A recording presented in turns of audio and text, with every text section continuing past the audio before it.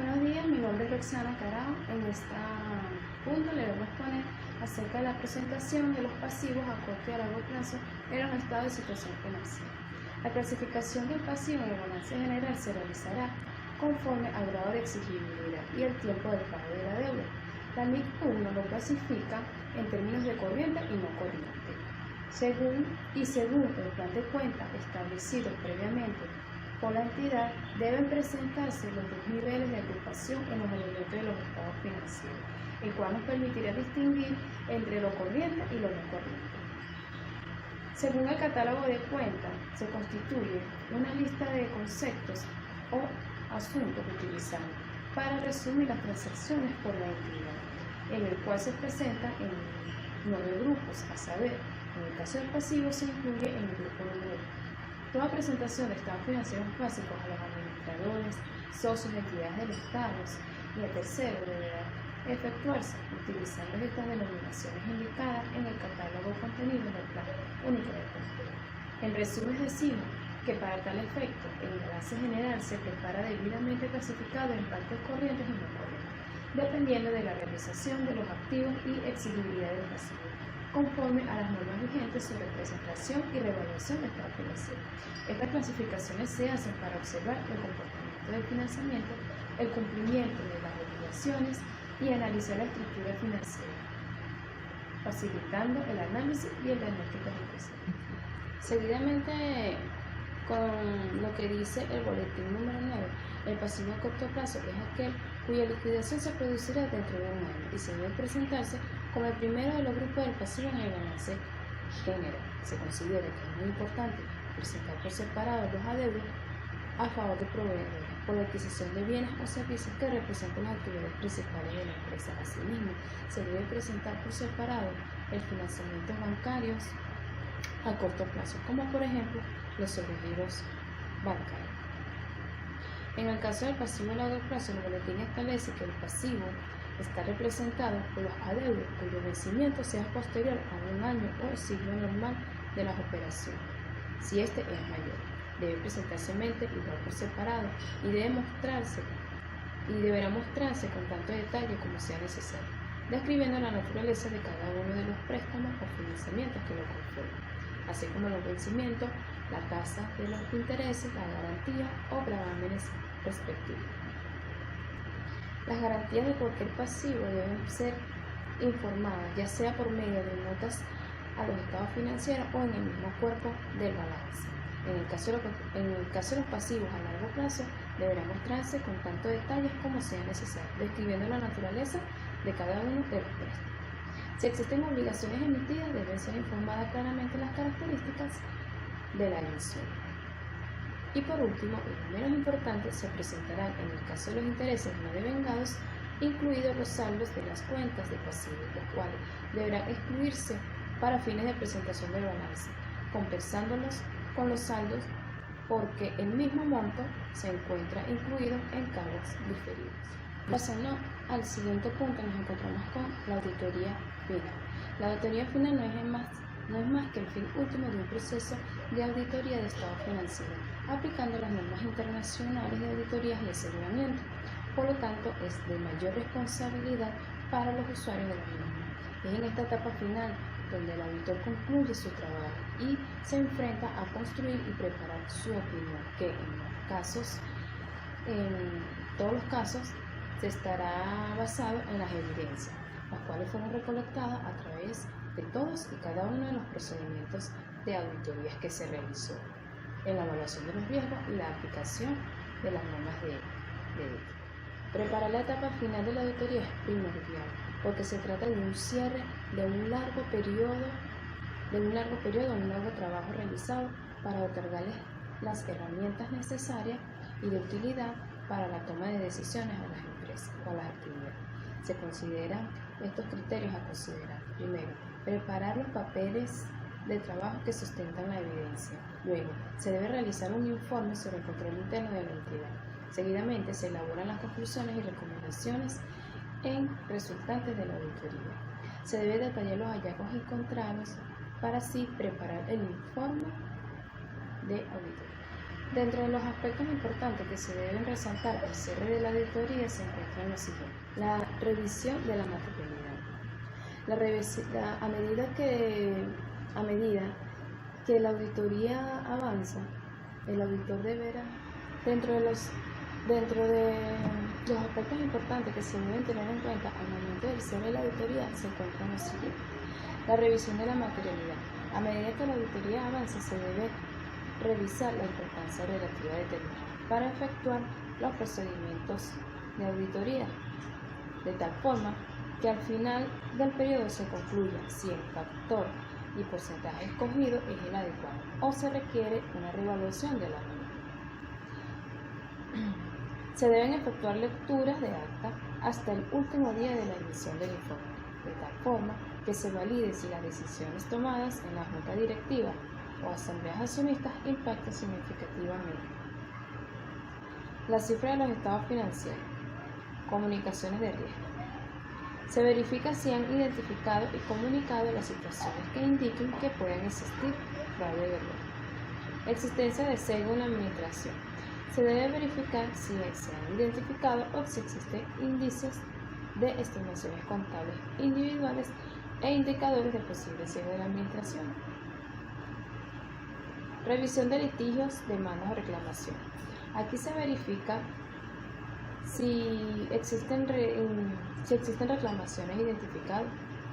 En tal caso de que exista alguna de estos conceptos, esta información puede ser obtenida a través de confirmaciones efectuadas con los abogados o indagaciones corroborativas efectuadas en la gerencia de la administración. Siguiendo con el último punto acerca de las conclusiones sobre el examen, formamos una conclusión global sobre si los estados financieros tomados en conjunto guardan consistencia con nuestro conocimiento de negocio en marcha, mediante procedimientos analíticos.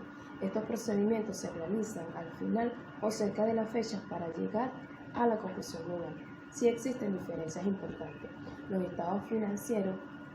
existe diferencia importante entre los estados financieros y nuestro conocimiento sobre la entidad. Consideramos la naturaleza y las causas si existen algunas diferencias. Estos procedimientos analíticos los realizamos comparando el balance y el estado de resultados del año auditado con el balance y el estado de resultados inmediatamente anterior. Estos procedimientos durante la terminación de auditoría son muy importantes y son útiles para la revisión final, para detectar errores o problemas financieros considerables y para ayudar al auditor a echar un último vistazo a los estados financieros. Como ayuda para llegar a las conclusiones finales cerca de la idoneidad de la evidencia de la auditoría, es frecuente que los auditores utilicen una lista de verificaciones de la terminación de compromiso.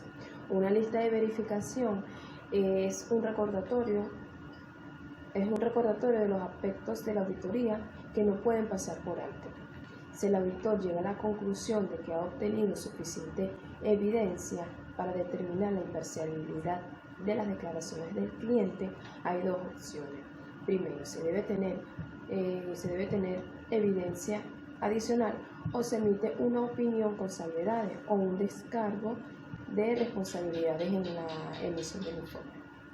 Ahora, si el auditor cree que existe suficiente evidencia, pero esta no garantiza una conclusión de que los estados financieros han sido presentados con imparcialidad, el auditor tiene dos opciones.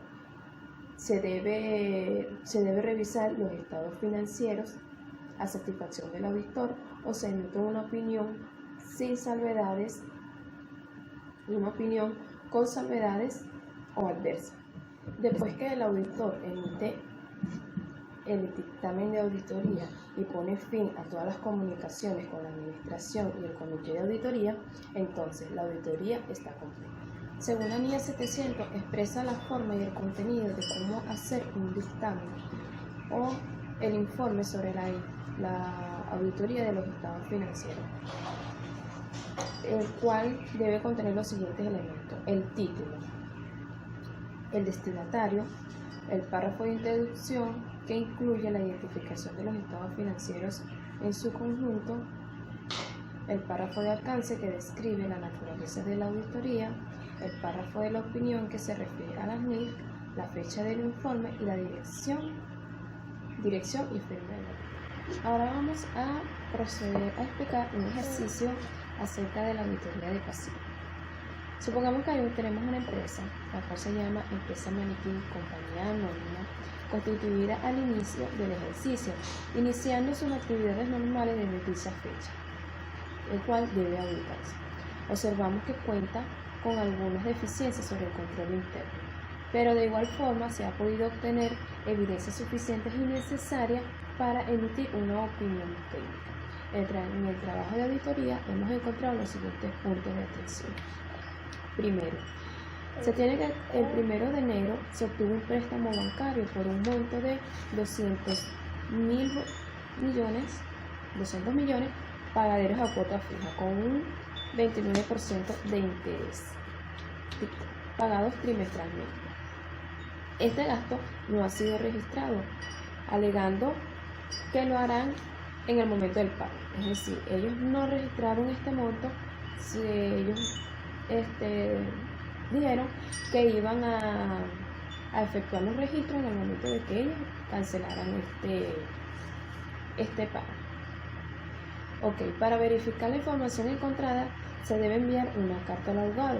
Entonces, enviamos una carta al abogado solicitando la información sobre el préstamo correspondiente, el préstamo bancario, y el cual se evidencia el gasto financiero por los meses transcurridos del préstamo.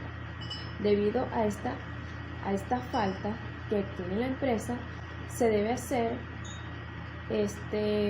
realizar unas pruebas sustantivas. Las pruebas sustantivas que debemos realizar serían realizar una tabla de amortización para determinar los intereses de los gastos transcurridos, y se recomendaría hacer unos asientos. Los asientos a realizar serían gastos de interés, abonando intereses financieros por pagar. ¿Cómo realizamos este asiento?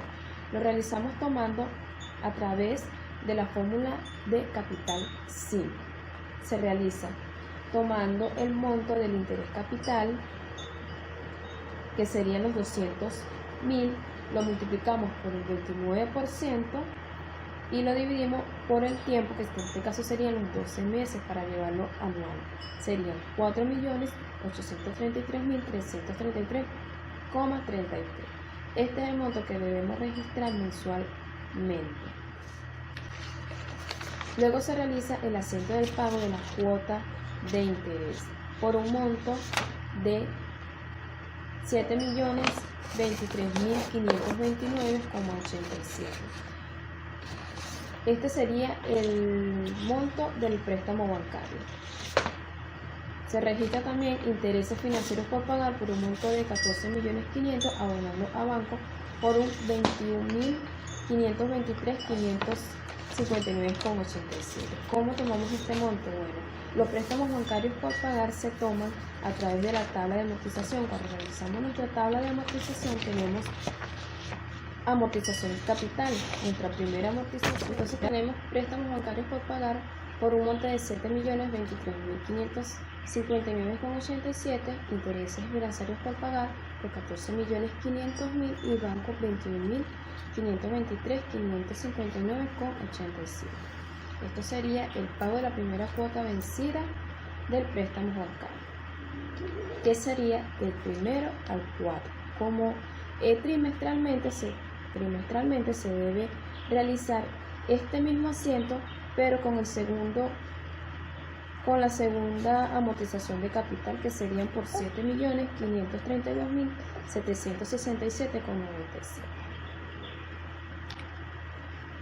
Tenemos ahora del análisis realizado de las cuentas de los proveedores y acreedores, que los auditores han obtenido la siguiente información. Se han encontrado con dos acreedores. Uno es José Gutiérrez por un monto de 600.000, y el cual se le envió una solicitud de confirmación, pero no fue contestada. El otro acreedor que tenemos es Pablo López por un monto de 500.000. Se envió la solicitud de confirmación a Pedro López, y en esta se dedujo que la factura número 7235 por un importe de 200.000 corresponde a un suministro que entró en el almacén el día 28, no fue tenido en cuenta y consecuentemente no ha sido registrado. Por esto se debe realizar el registro contable, que sería compras por 200.000 y cuentas por pagar 200.000 bolívares. Luego, se ha recogido como ingreso el anticipo de un cliente que recibió con fecha el 15 de diciembre por un importe de 400.000 por concepto de un servicio que se realizará en enero del siguiente año. Este es un servicio que ellos cancelaron pero que aún no ha sido causado. ¿Por qué? Porque se realizará el siguiente año. Por este asiente error se debe corregir haciendo el registro. Se debe este registro sería banco por 400, abono de ingresos por 400. Luego se debe realizar un registro en el cual se va a crear la cuenta de anticipo a cliente. En este caso sería ingresos 400.000, abonando a anticipo de cliente. Este sería el ingreso que se debe de registrar a la fecha del 15 de diciembre. En cuanto a los problemas de control interno, sería preciso hacer a la empresa una serie de recomendaciones sobre el mismo. Una vez finalizadas las evidencias, se procede a convocar una reunión final, en la cual debe ser pautada con anterioridad. En esta reunión se presentan los resultados de la auditoría a la dirección de la empresa auditada, para asegurar que comprenden claramente cada una de las situaciones encontradas. Se realizan las pruebas realizadas y es aquí donde los auditores realizan las recomendaciones pertinentes a la solución de los problemas. La dirección de la empresa tendrá un plazo de 15 días para realizar los ajustes antes de que el auditor emita el informe final.